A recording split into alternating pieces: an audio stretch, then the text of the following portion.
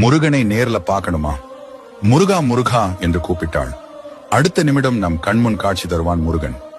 எப்படி என்று தெரிந்து கொள்ள வீடியோவை முழுமையாக பாருங்கள். அதற்கு முன்பாக உங்களுக்கு முருகனை பிடிக்கும் என்றால் இந்த வீடியோவை லைக் செய்துவிட்டு முருகா என்று கமெண்ட் பண்ணுங்க. முருக பக்தர்களுக்கு வீடியோவை அனுப்புங்கள்.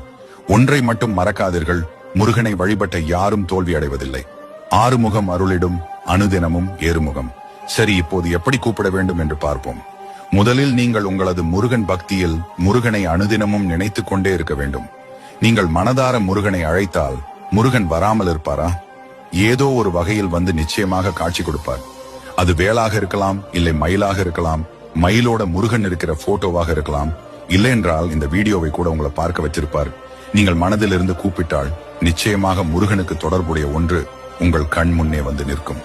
நீங்கள் எதையாவது நினைத்து பயந்து கொண்டிருந்தால் உங்கள் கண் முன்னாடி யாம் இருக்க பயமேன் என்ற வாக்கியத்தை கூட பார்க்கலாம்.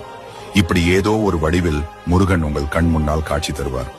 இதுபோல் உங்களுக்கு நடந்திருந்தால் காமெண்ட்ல சொல்லுங்க.